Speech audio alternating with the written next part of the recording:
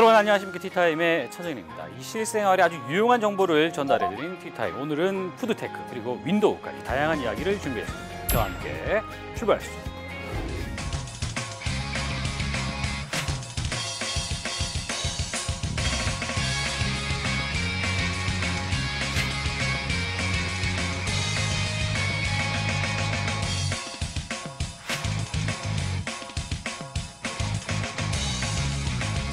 먹는 거를 보는 방송. 그렇죠. 2009년에 아프리카 TV에서 나왔어요. 요생남이라는 단어도 있더군요. 뭐 이렇게 막 뿌리죠, 그죠? 네, 그렇죠. 데이터를 이용해서 정말로 필요한 푸드테크가 아닌가 하는 생각. 오늘은 새로운 IT 세상으로 여러분을 초대하려고 하는데요. 스마트폰 주변 기기 박람회 키타스 2015. 두 분은 먼저 업그레이드를 하셨죠? 네, 저는 성공했습니다. 무료로 OS를 업데이트한다. 절박한 이유가 있지 않았냐? 가보면은 달라진 게 없어요. 이 MS의 전략이 뭐냐면 너무 제가 안티인가요? 네, 키트렌드. 부엌으로 가다라는 뜻이래요. 부엌으로 가다? 미래의 목걸이네요, 미래의 목걸이. 네네. 예. 네, 오늘의 팁. 최근 들어서 이 TV를 켜면 요리사들 그리고 이 요리하는 방송들이 아주 많이 이제 볼 수가 있는데요. 먹방에서 쿡방으로 이어지고 있는데 이게 또 비즈니스 모델로 이어지고 테크놀로지를 만나서 이른바 푸드테크 이런 용어들까지 나타나고 있다는데 오늘 데이터 분석 시간입니다. 어떤 이야기들이 가능한지 한번 살펴보겠습니다. 권혜강, 김덕진 컨설턴트와 함께합니다. 안녕하십니까? 안녕하세요. 자, 이 오랜 동안 그 티타임이 이제 계정 휴업을 했었어요. 그죠? 자, 콘서트를 끝내고 다시 시작하는 티타임의 첫 번째 시간입니다. 이번에 분석한 게 쿡방이에요. 네. 쿡방. 일단은 이 쿡방을 설명하기 위해서는 먹방부터 그 트렌드들을 좀 봐야 될 것 같은데요.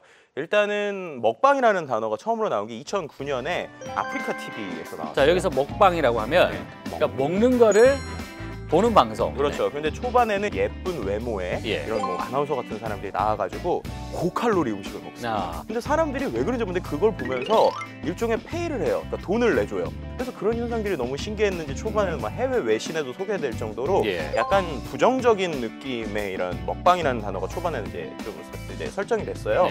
그런데 이런 것들이 슬슬 방송에 나오기 시작했었던 시기가 있었는데 바로 2012년부터입니다. 특히 이제 구글 트렌드나 여러 가지 빅데이터 트렌드들을 보면 재미있게 이 먹방과 관련해서 2013년 2월에 갑자기 정점을 찍게 되는데요. 그때 이 먹방에 좀 양대산맥이라고 할 수 있는 두 사람이 나타났습니다. 누굽니까? 바로 이 윤후라는 아이와 아이와 그리고 이제 하정우 씨.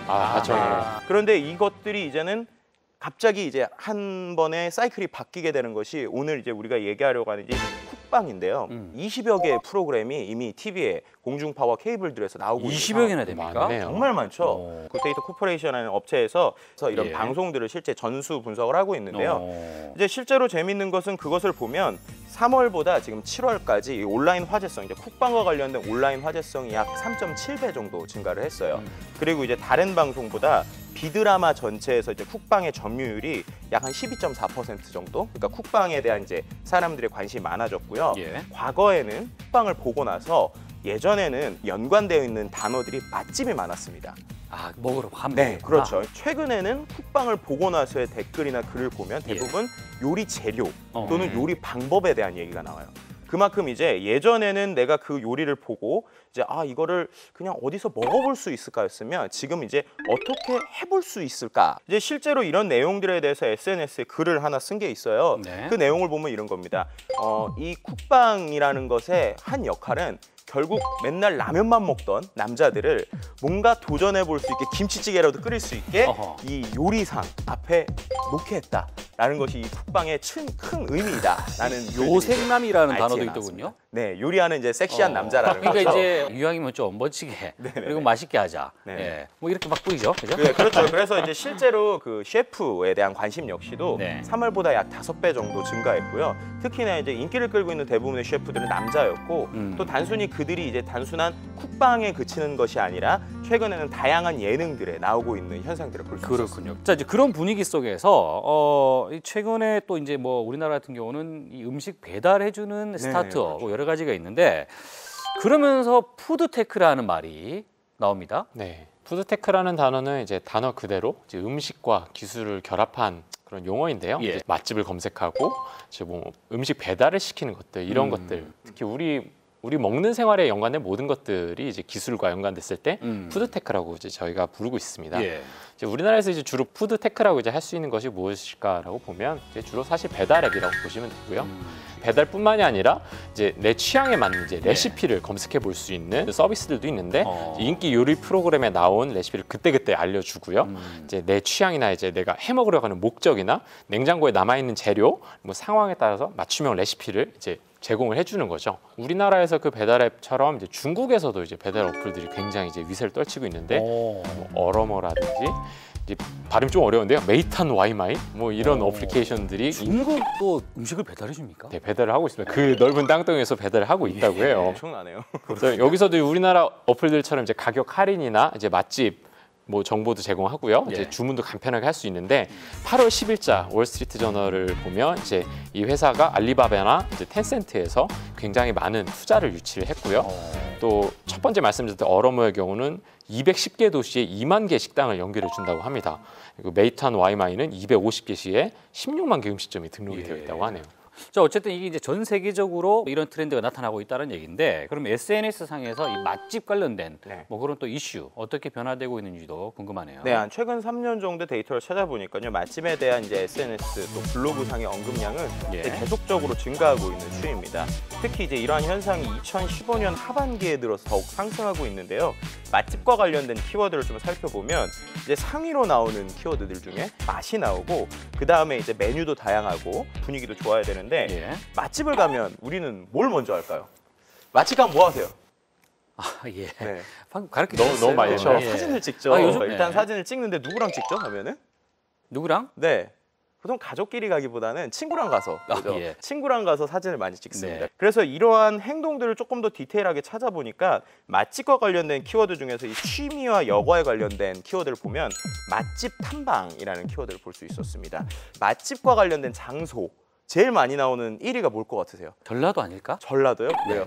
전라도에 맛집이 많잖아요. 아, 전라도의 맛집 알아서 그게 바로 과거 방식의 맛집 찾기입니다. 네, 최근에 1위로 나온 게 홍대입니다. 홍대. 홍대가 1위로 나왔어요. 그래서 홍대 맛집에 데이트나 또는 홍대 맛집에 친구와 가서 맛있는 사진을 찍는다라는 거죠. 또 하나는 이제 방송과 관련해서도 과거에서에 나온 맛집과 관련된 방송들은 그냥 음식집에 찾아가서 막 맛있어요, 막 먹어봐요, 그렇죠, 막 네. 이랬었잖아요. 근데 최근에 3년 동안 가장 인기를 끈 방송의 그 제목이나 방송 내용을 보면 친구 둘이 찾아가서 예쁜 가게들을 돌아보고 그렇죠. 예쁜 가게 사진 찍다. 이게 문화 현상이라고 볼 수 있겠죠. 네. 자, 어쨌든 자 이제 아까 푸드테크라는 말을 했는데 아까는 이제 그런 어떤 뭐 배달 앱 서비스나 이런 쪽이고 실제로 음식과 IT가 결합이 돼가지고 뭐 아예 새로운 식자재가 등장하는 경우도 있다고 이제 하더군요. 예, 서구에서는 진짜 조금 다른 양상을 보이고 있습니다. 그래서 예를 들어서 이제 실리콘밸리에 이제 햄튼 크리푸드라는 업체가 하나 있는데 여기 같은 경우는 이제 우리가 잘 먹는 달걀 있잖아요. 달걀 식물성 재료로 똑같은 맛을 내는 달걀을 개발을 했습니다.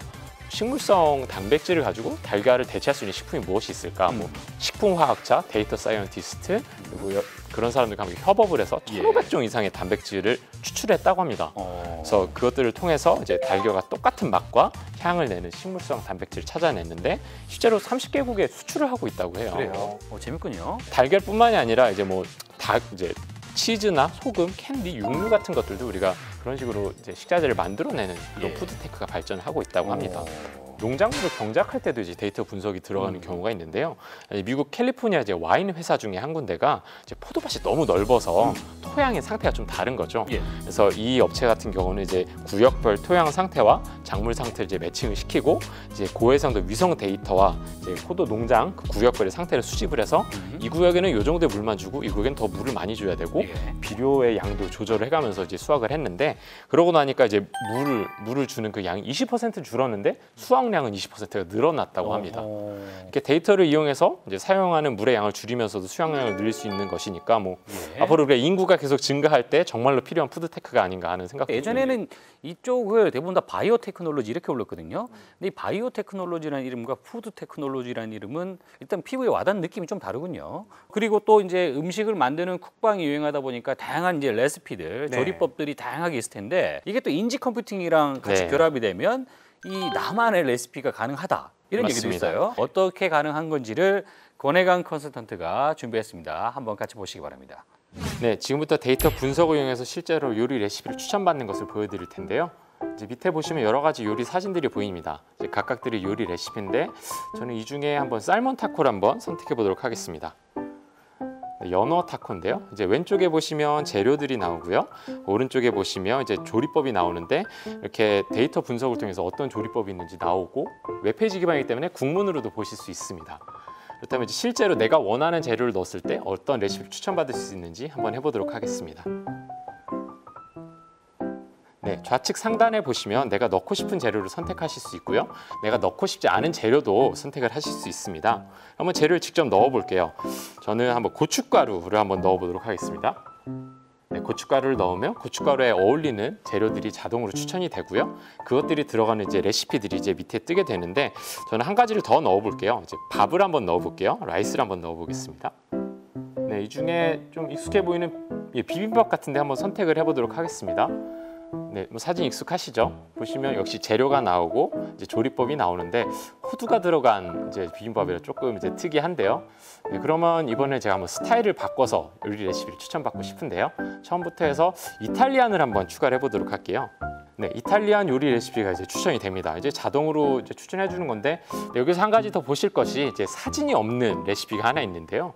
네, 이 사진이 없는 레시피 같은 경우는 요리 잡지에서 학습한 레시피 이외에 이 인지 컴퓨터가 내가 이 재료들을 조합했을 때 맛있겠다라고 자동으로 추천해주는 레시피입니다. 그러니까 일반적으로 우리가 알지 못했던 레시피를 컴퓨터가 추천해주는 것이라고 보면 되겠습니다. 네, 지금까지 이제 실제로 데이터 분석을 통해서 내가 원하는 재료를 넣고 어떤 레시피를 얻을 수 있는지를 보여드렸는데요. 이 사이트에 한번 직접 가셔서 실제로 해보시고 집에서 음식을 맛있게 해보시면 재밌을 것 같습니다. 자, 마지막으로 결국은 또 미래에는 말이죠. 이 로봇이 나와서 뭔가를 하지 않을까 하는 생각 드는데 네. 어떻게 상상할 수 있을까요? 네, 실제로 지금 뭐 동영상으로 접해 볼 수 있는 것 중에 이제 유명한 가구 업체 있잖아요. 예. 거기서 이제 컨셉적으로 이제 키친 2015라는 뭐 디자인 회사와 대학생들이 함께 작업을 해서 미래형 주방을 이제 재현을 예. 한 건데 이제 프로젝트에서 띄워주는 거를 그대로 하면 이제 주방에서 요리를 할 수 있는 예. 그런 데이터, 음식 데이터 여러 가지로 활용될 수 있다. 그리고 새로운 가치를 창출해낼 수 있다. 결국은 로봇을 만나긴 하겠지만 사람이 제일 중요하다는 거. 그렇죠. 그거는 잊어서는 안 될 것 같다는 생각이 드네요. 자, 푸드테크 재밌는 이야기 오늘 여러 가지 준비하신다고 고생하셨습니다. 감사합니다.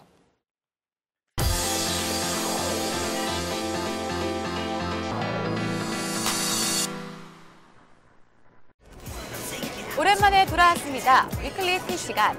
오늘은 새로운 IT 세상으로 여러분을 초대하려고 하는데요. 스마트폰이 아닌 액세서리가 주인공이라는 스마트폰 주변기기 박람회 키터스 2015. 먼저 어떤 행사인지부터 알아볼까요? 국내, 해외 그리고 IT 기기의 액세서리 주변기기 전시회입니다.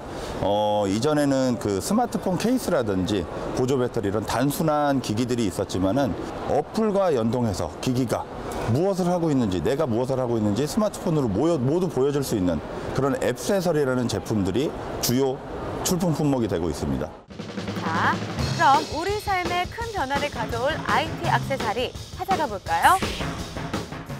IoT 시대 가장 편리하고 가장 쉬운 방법으로 물 마시는 습관을 길러줍니다. 바로 스마트컵인데요. 단순히 목이 마를 때가 아닌 정확한 음수 시간을 알려주며 더욱 체계적인 관리가 가능해집니다. 기본적으로 이 컵타임 제품은요, 물 먹는 습관을 키우는 컵입니다. 그래서 기본적으로 블루투스 4.0을 이용해서 휴대폰하고 연동이 됩니다. 그래서 하루에 저희가 먹을 수 있는 양, 그다음에 시간, 그리고 물이 들어가서 뜨거운 물, 차가운 물, 그다음 미지근한 물까지 알려주는 그런 똑똑한 스마트 컵타임입니다. 저분 상당히 더워 보이는데요. 어떻게 알았냐고요? 바로 스마트폰 전용 열화상 카메라 덕분입니다. 지금 보시는 제품은 이제 적외선 카메라가 되겠습니다. 기존의 적외선 카메라는 이제 고가의 이제 그런 1000만 원대 이상 되는 제품들이 대다수였는데 저희 회사에서 이제 휴대할 수 있는 크기의 작은 카메라로 만들어서 저가의 휴대용 적외선 카메라로 개발을 해서 시중에 판매할 계획을 가지고 있습니다. 스마트폰에 부착하기만 하면 설치 끝. 메르스와 같은 전염병 예방에서부터 위험한 산업 현장에서도 사용 가능하고요. 일반인에게는 어두운 캠핑장에서도 안전을 위한 필수 아이템이 될 수 있습니다. 이번에 소개해드릴 제품은 영화 속에서나 보던 홍채 인식 카메라인데요. 무려 USB 크기만하게 작아졌습니다. 작아진 만큼 간단하게 보안을 책임져 준다는데요.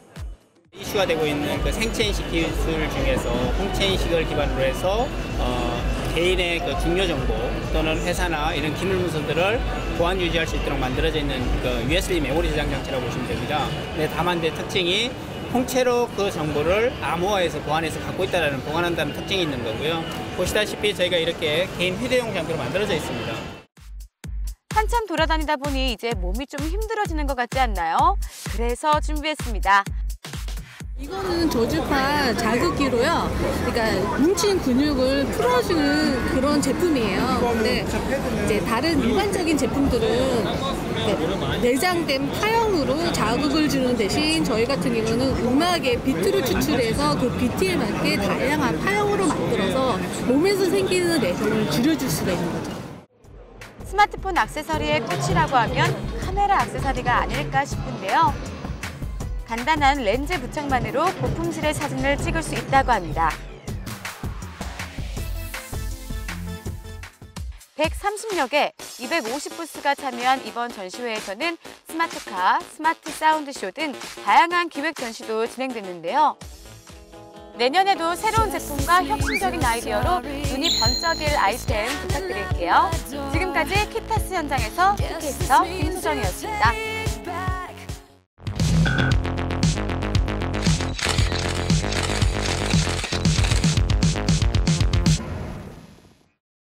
네, 오래간만에 돌아왔습니다. 테크수다 김정철 기자 그리고 도한구 기자 함께합니다. 안녕하십니까? 안녕하세요. 자, 지금이 8월 말이에요.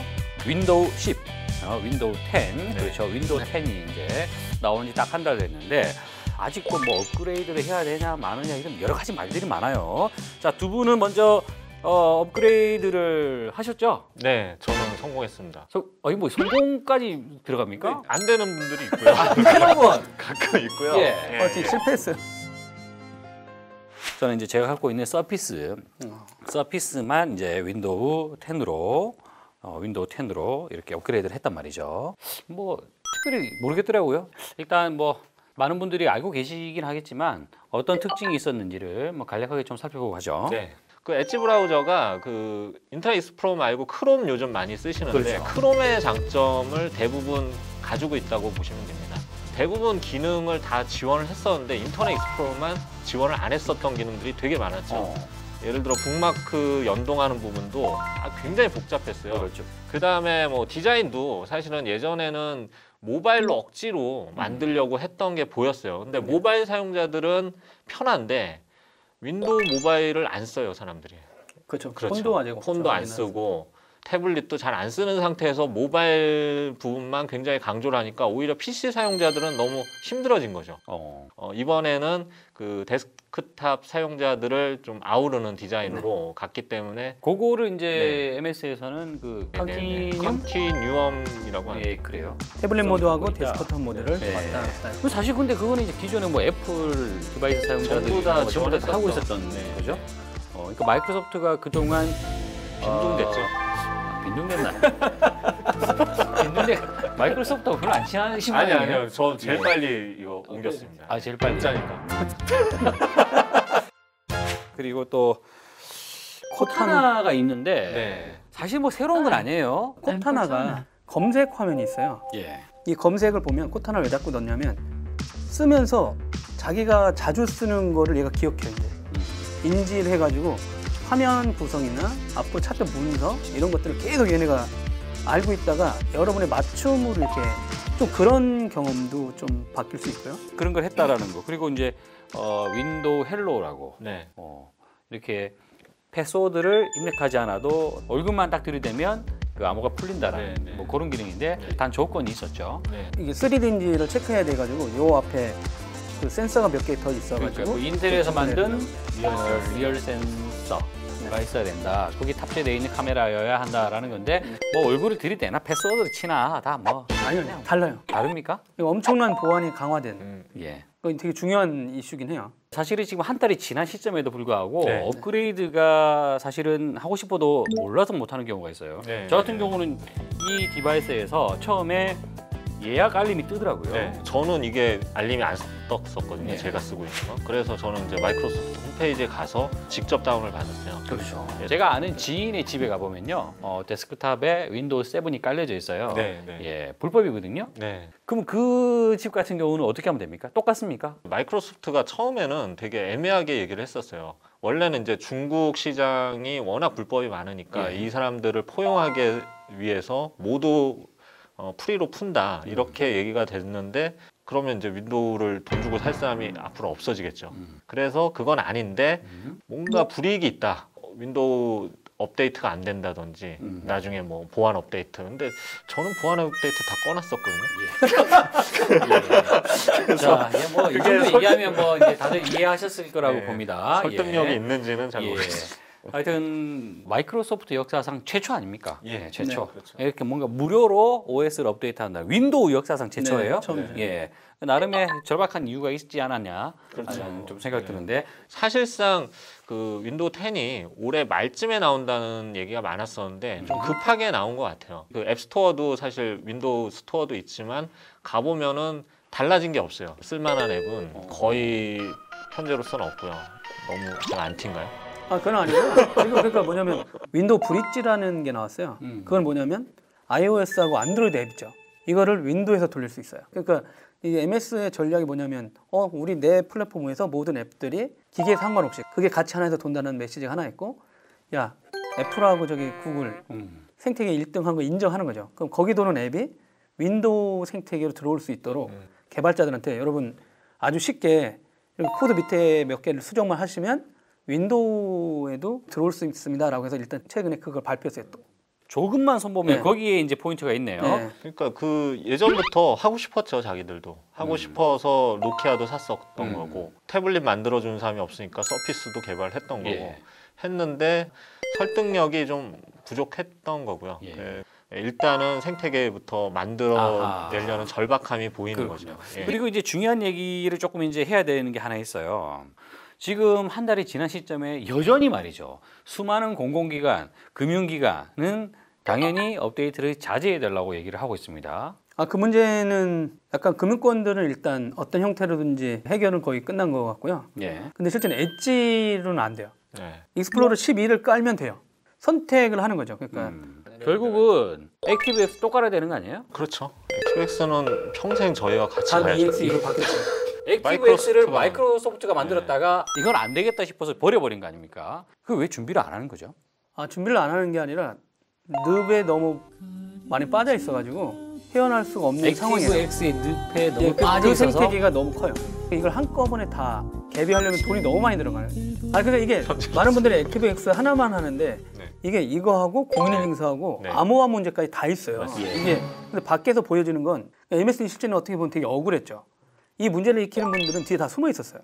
근데 뭐 생각해 보니까요, 뭐 마이크로소프트가 뭐 한국만을 대상으로 하는 회사도 아니고 네. 한국이 유독 뭐 액티브엑스니 뭐 어쩌고 저쩌고 문제가 있어서 한다고 한들 뭐 눈 하나 깜빡하겠습니까? 안타깝죠. 마이크로소프트는 무료로 했는데 욕하고 있으니까. 우리는 무료로 했는데 왜? 야, 정말 진짜 참 안타깝네요. 안타깝죠. 네. 돈 나가야 되니까. 자, 어느 정도 좀 마무리를 좀 해야 될 것 같아요. 자, 윈도우 10을 써야 할 것이냐 말아야 할 것이냐. 저는 이제 그 쓰셔야 된다고 생각을 하고요. 예. 일단은 뭐 2016년 7월 29일 이후로 업데이트를 하시는 분들은 돈을 내셔야 됩니다. 계속 윈도우를 쓰신다. 업무를 하시는 분들은 아무래도 하시게 될 가능성이 높으니까 언젠가는 업데이트를 해야 되니까 준비를 잘 하셔서 예, 업데이트를 하는 게 맞을 것 같고요. 제 생각에 이제 클린 설치라고 해서 윈도우를 아주 깨끗하게 예, 공장 초기화 상태에서 설치하는 걸 저는 개인적으로 추천을 드리거든요. 저는 이제 계속 따라가는 것도 나쁘진 않은 것 같아요. 그리고 이제 말한 대로 시작 메뉴가 나왔잖아요. 없어졌다가 욕을 먹었었잖아요. 예. 근데 다시 사용자들 얘기 듣고 개선돼 있고 보니까 되게 최적화돼서 이번에 많이 나온 것 같으니까 이번 기회에 또 다시 한번 올려보시면 알겠습니다. 더 나을 것 같습니다. 예. 자, 두 분이 지금 현재 쓰고 있는 주력 PC는 뭐죠? 맥북에 저는 예. 그램이요. 윈도우 사용자라는 말씀이시죠? 네. 맥북 사용자, 윈도우 사용자. 자, 저는 모두를 사랑하는 사용자입니다. 자, 오늘 윈도우 10 관련된 이야기 여기서 마치도록 하고요. 자, 수고하셨습니다. 자, 그동안 그 택수다가 한 달간 말이죠. 방송이 안 됐어요. 미친 콘서트. 그 현장에 끝까지 계셨잖아요. 맨 마지막에 심지어 제가 이걸 뽑았는데 상품 당첨이 됐는데도 불구하고 본인은 안 받겠다. 왜 그랬습니까, 그때? 청취자를 위해서. 시청자를 최고의- 위해서? 시청자를 최고의 위해서? 시청자를 거기 온 사람들에게 주기 위해서? 네. 원래 제가 그 전에 뽑았을 때 유재석 기자도 당첨됐어요. 희한하게 제가 절대 딴 게 아니지 않습니까? 막 휘저으면서 뽑았는데 유재석 기자가 당첨됐을 때 왜 받으면 안 된다고 고함 들었습니까? 당연히.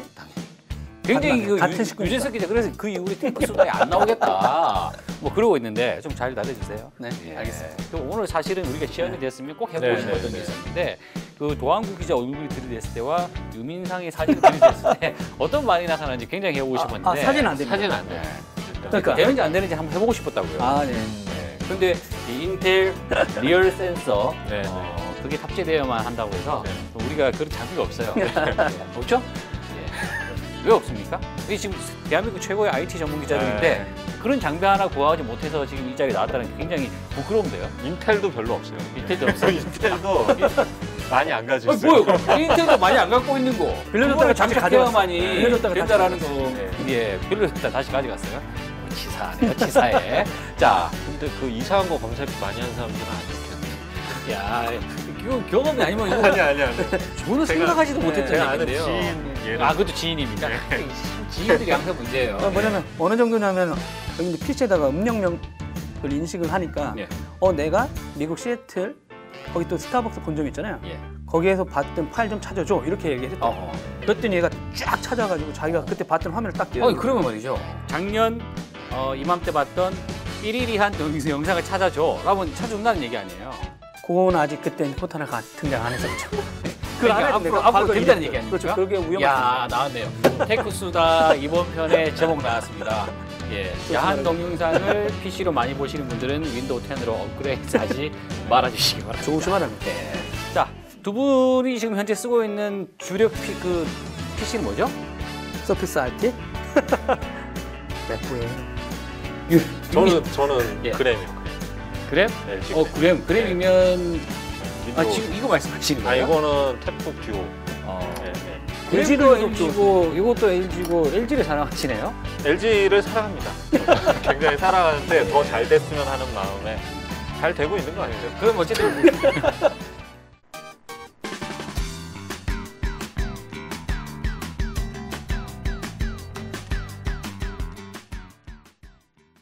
네, 티트렌드 이만희 컨설턴트와 함께합니다. 안녕하세요. 안녕하세요. 자, 오늘 주제는 말이죠. 우리가 이제 메인 코너에서도 계속 이 먹방, 쿡방 이런 열풍들을 이야기를 하고 있었는데 네. 요거와 관련된 비즈니스 모델 이런 것들을 또 소개하신다라는 이제 얘기를 해요. 네네. 자, 어떤 거죠? 네, 첫 번째로 소개해드릴 서비스는 식권대장이라는 서비스인데요. 식권대장? 네.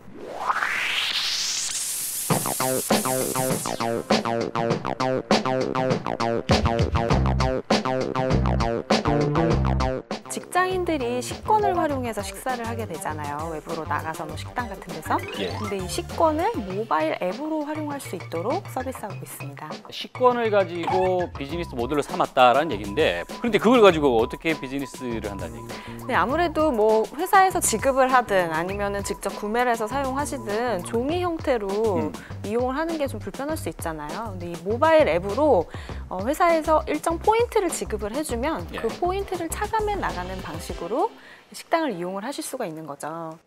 그러면 돈은 어떻게 되는 거예요? 누가 계산하는 거예요? 일단 식권대장 그 업체 측에서 예. 일단 그 개별 식당들과 제휴를 해서 먼저 정산 처리를 해주고 한 달 단위로 회사한테는 식권대장이 따로 돈을 받아서 이제 정산 처리를 하는 네, 그런 프로세스가 진행이 되고요. 그러면 이거는 뭐 B2C 모델이라기보다는 B2B인데요. 그렇죠. 회사를 상대로 하는 비즈니스 네. 모델인데 그러면 이 회사들이 지금 이 서비스를 하는 회사랑 뭐 거래를 해야 되는 이유가 있습니까? 구내식당이 없는 회사들 같은 경우에는 외부에 있는 식당들과 일일이 회사가 직접 제휴를 해서 뭐 매달 정산을 한다든지 실제 회사 재무팀에서 이 먹었던 내용들을 정산해 갖고 처리하는 데만 밤을 꼬박 새서 막 일을 하시는 분들이 있대요. 그 각각의 식당 영업소에 영업을 하러 다니는 건 식권대장 측에서 직접 해주게 되고 정산 처리도 한 번에 처리를 할 수 있게끔 간편하게 처리를 해준 장점이 있다는 거죠. 그럼 이 회사는 이제 수수료를 받는 그렇죠. 거네요? 수익 모델은 5% 정도의 매출을 가져가는 걸로 하고 있다고 합니다. 그래요. 또한 이제 식권 사용에만 국한이 되어 있는 게 아니라 그 하이퍼 로컬의 마케팅까지도 같이 해줄 수 있다라는 얘기를 하고 있어요. 그게 무슨 말입니까? 그러니까 앱 안에서 쿠폰도 제공이 되는 거죠. 할인 쿠폰. 그래서 식권으로만 활용하는 게 아니라 식권을 사용하기 위해서 어차피 모바일 앱에 액세스를 하게 될 테니 그럴 때 근처에서 사용할 수 있는 저렴한 할인 쿠폰도 같이 보여줄 수 있게끔 그런 기능들을 이제 점주들이 또 활용을 할 수 있게끔 하겠다라는 얘기를 하고 있습니다. 결국은 이용하는 사람은 이제 직원일 텐데 직원 입장에서는 뭘 해야 되는 겁니까? 직원 입장에서도 일일이 뭔가 그 자기가 얼마를 먹었는지에 대해서 체크를 하고 영수증을 뭐 따로 모은다든지 이런 불편함 없이 앱을 통해서 그냥 간편하게 이제 클릭만 하면 되니까. 이 애플리케이션을 다운받아 놓고 그때그때 필요한 거를 이제 누르면 바로 그게 식권 개념이 된다는 얘기네요. 그렇죠. 그리고 뭐 굳이 트렌드를 나누자면 O2O 서비스에 가깝다. 그렇죠. 알겠습니다. 자, 두 번째 아이템. 네, 두 번째 아이템은 시아추팡이라고 하는 중국의 서비스입니다.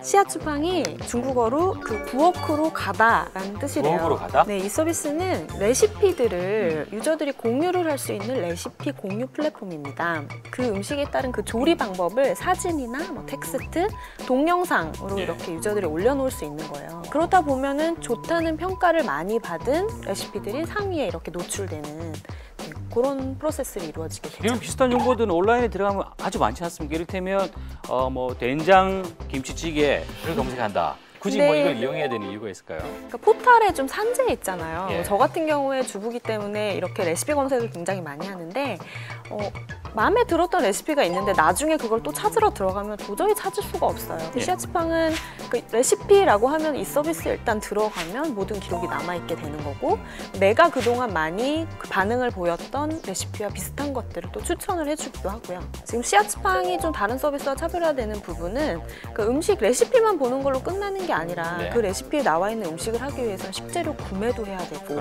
조리 그 기구, 뭐 후라이팬이라든지 이런 것들 구매도 자꾸 하고 싶잖아요. 그래서 그 구매와 연결될 수 있는 기능들을 좀 잘 넣어놨어요. 어쨌든 그 국방 열풍으로 인해서 이쪽으로도 비즈니스 모델이 많이 이제 만들어지고 있다.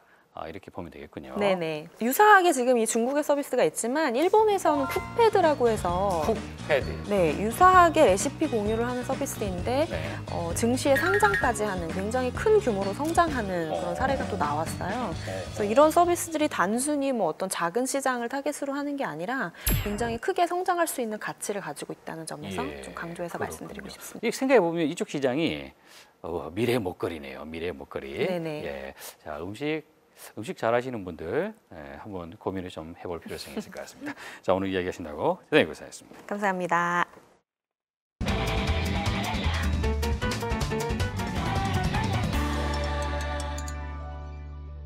네, 티타임 오늘은 이 푸드테크 관련된 이야기를 좀 해봤는데요. 결국은 이 데이터가 지배하는 세상, 데이터를 잘 들여다보면 비즈니스가 보인다는 거 다시 한번 확인했습니다. 다음 주에 더 좋은 이슈로 찾아뵙겠습니다. 고맙습니다.